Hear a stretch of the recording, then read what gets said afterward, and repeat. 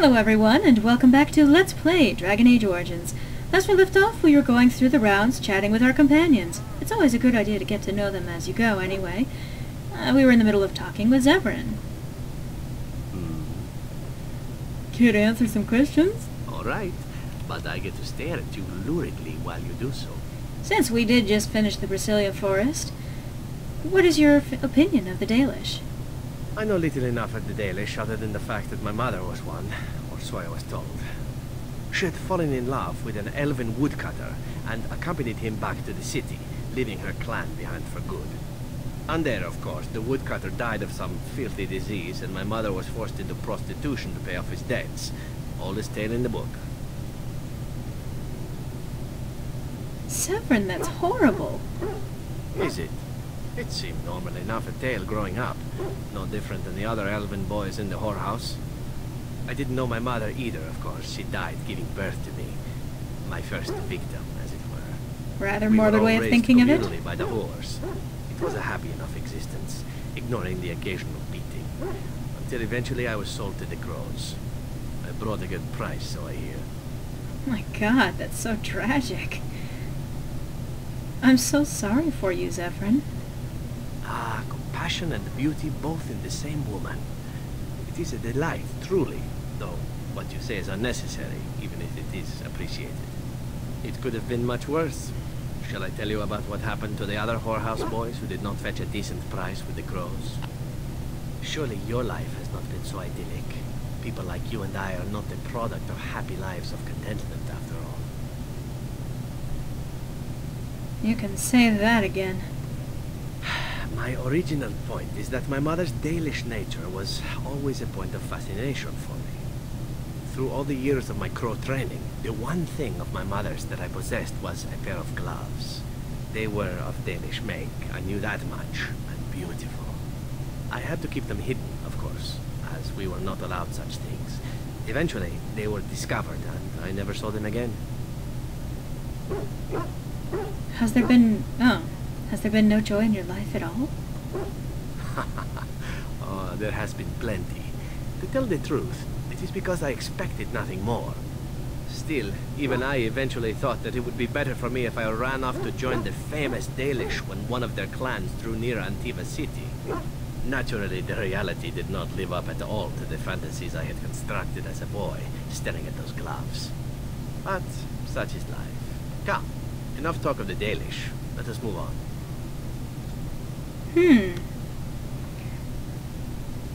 Well, I'm gonna have to bear that in mind, aren't I? In the meantime...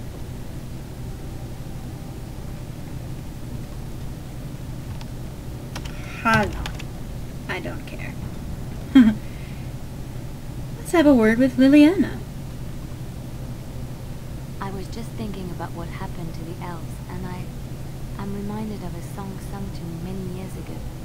It was when my mother died, and this wise elven woman comforted me and told me that we shouldn't fear death or hate it. Death is just another beginning. One day, we must all shed our earthly bodies to allow our spirits to fly free. When I first got this scene, it was the biggest, weirdest moment I had ever seen in a video game. It also translated to one of the coolest, but it was just kind of went, you know, yeah. That is comforting. It's a beautiful sentiment, I think. One that brings peace and hope to the grieving.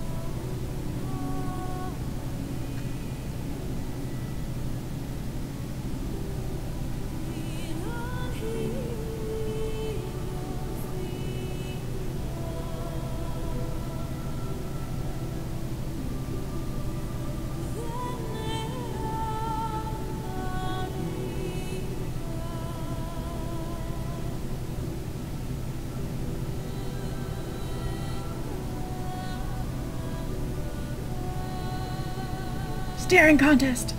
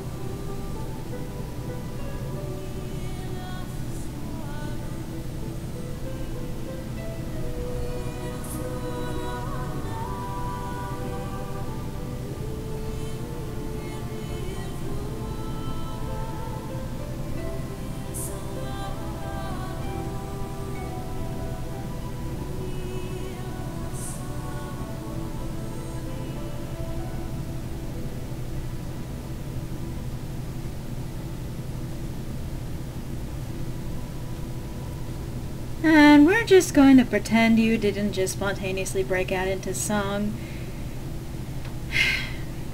And what the hell? Why is the Dalish emissary sleeping? Seriously, dude, this isn't the spot for it. Anyway, so, yeah. Oh, and Zevran teleported, apparently. Anyway. So, yeah, that was a random moment. With a voice that sounds nothing like Leliana. Yes? I'd like to talk. Well, here I am. Never mind. I apparently need to bring her out with me more often. Sadly. I'm running around, I have no idea what I'm doing. I can't really talk with Morrigan. But I can talk with Shale. I have some questions. It doesn't have better things to do. Are those crystals in your skin? I like to think of them as accessories. Do all golems have them? I suspect that it is an art that was practiced when golems were more, commonplace. My former master collected whatever lore he could find on the subject. He searched far and wide to collect what crystals he could and then added them. It is not an unpleasant sensation. It's a dwarven thing, then. So I would assume. My former master enjoyed poking around the ruins in the deep roads after all, and bartering with others who did. As I understand it, the crystals allow me to alter the flow of magic around me. Wilhelm had hoped to turn me into a battery of mana, something he could tap at will. Did he succeed? Not really. Although now that I think of it, these attempts may be what caused my disruption. That would make sense. Some of the crystals increase the presence of mana, some absorb or reflect spells. There are various kinds. All I can promise is that should it ever find one of these crystals, I can likely tell it the function and what it would do if added to me. Would you be willing to have more added? Why not? I don't get to wear clothing and other adornments like the rest of you creatures, after all. That answers its question, I assume? Unless it has more. I'm told you killed your former master. Did I not already tell it that I do not remember doing such? Oh, I did. I remember having a master. My memories of what happened to him are vague.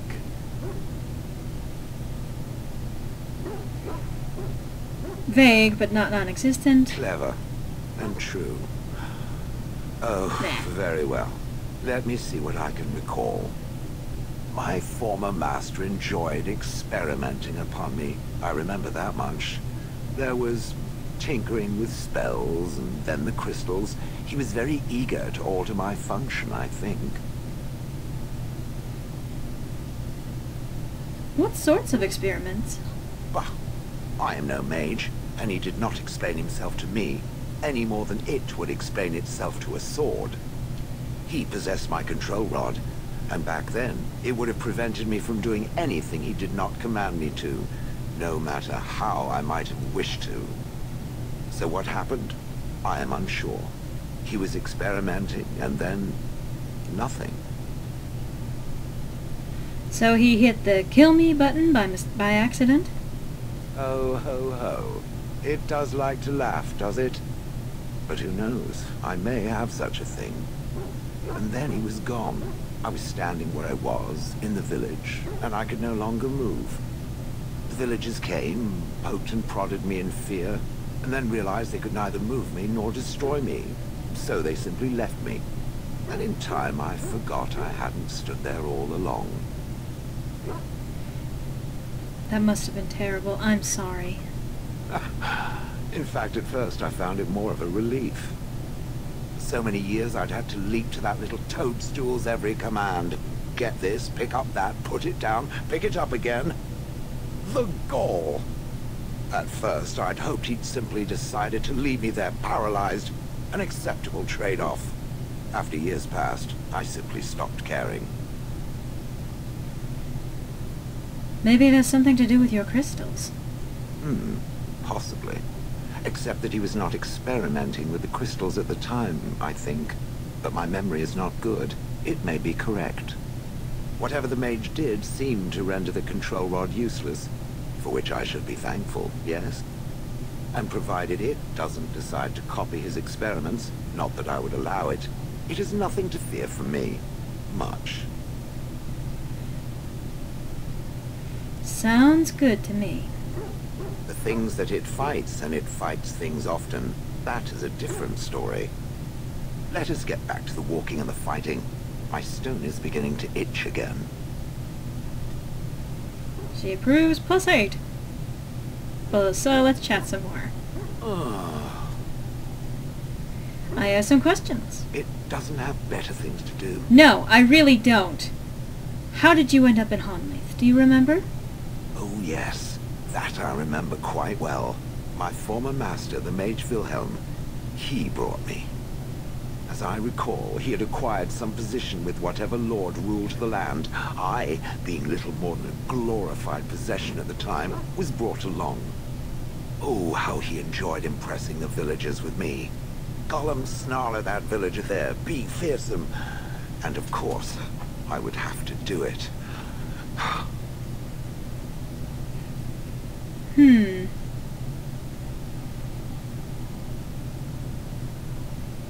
But why were you out in front of the tower?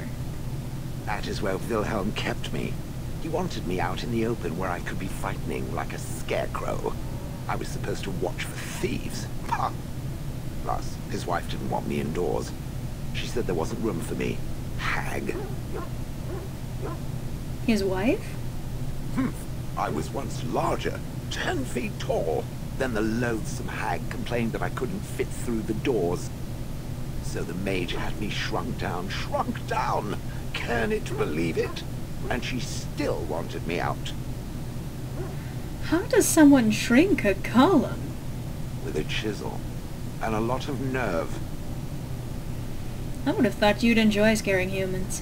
I'd have happily stomped them all into paste. And then ripped down their little houses and stomped on them, too. In fact, after 30 years of watching them, I'd do it twice. What I didn't like was being ordered to do it. Dangled in front of those frightened morons like some scary thing. Once I was a statue, it took those villagers years before they'd even approach me. The first one to actually work up the nerve to touch me urinated himself. Ugh. You didn't like this Wilhelm, I take it. He did love using that control rod. Fondled it so much his wife actually threatened to throw it in the lake. Ha! I would have liked to have seen that. Which reminds me, where did it find the rod? Did it pay a great deal for it? The Wilhelm's wife sold it, I believe. Hag. Do you remember anything before Honleith? I traveled with the mage. He did a lot of traveling, I remember that. But where we went, it is rather fuzzy. I remember great battles, fighting many humans long ago. They were all very soft and squishy. And before that, No, there are only images. I was somewhere dark.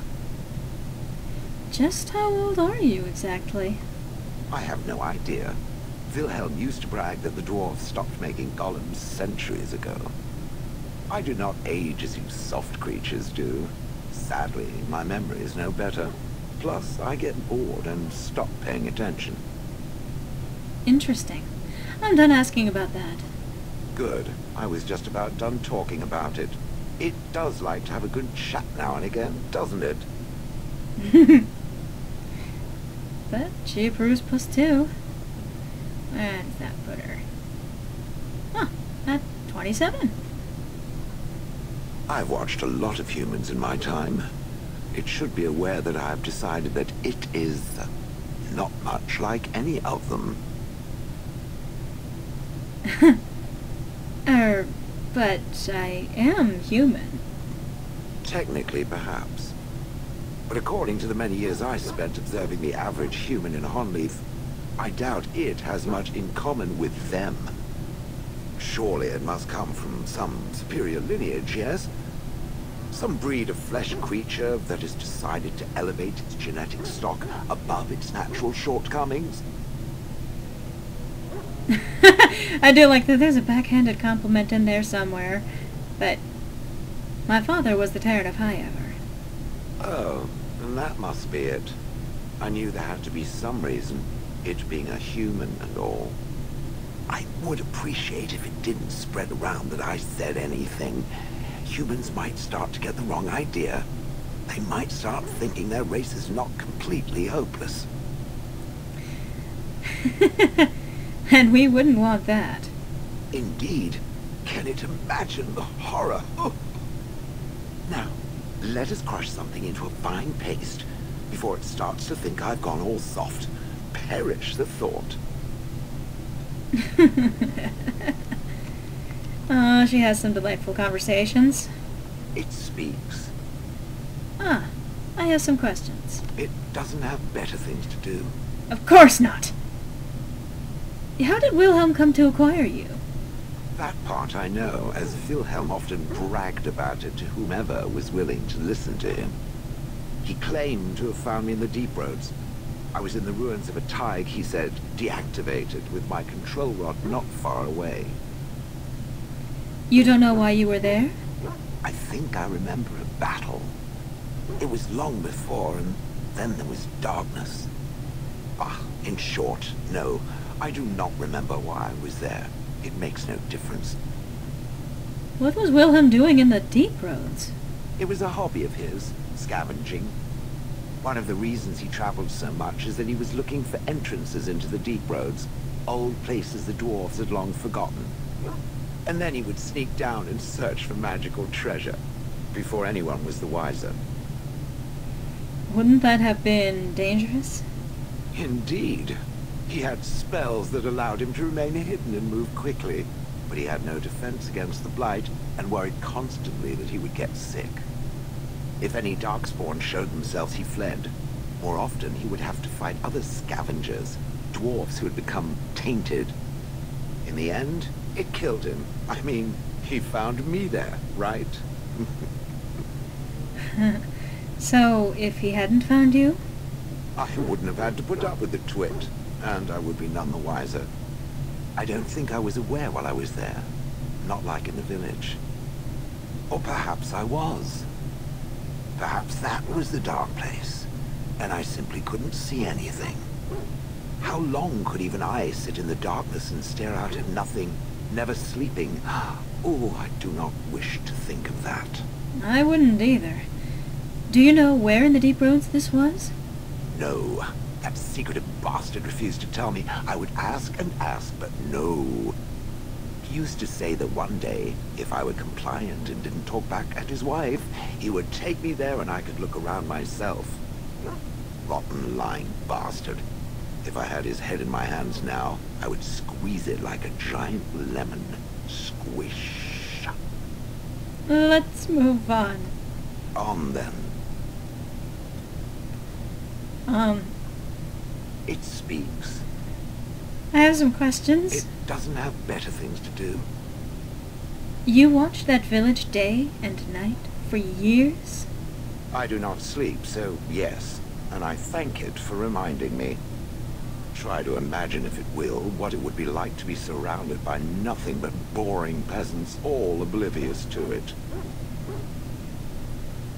Yes, that would be rather horrid. And then there were the birds.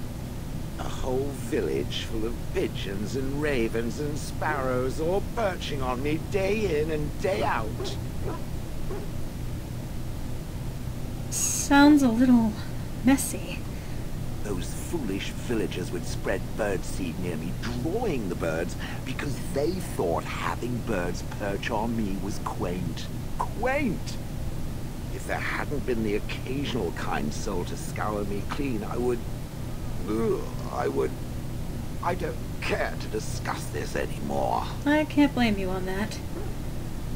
But you do approve.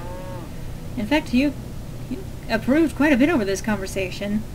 Aw, you feel warmly towards Michelle. Is that true? I should set you to auto level. I should also set you to auto level. And if there's anyone else who's not set to auto level. Okay. Okay.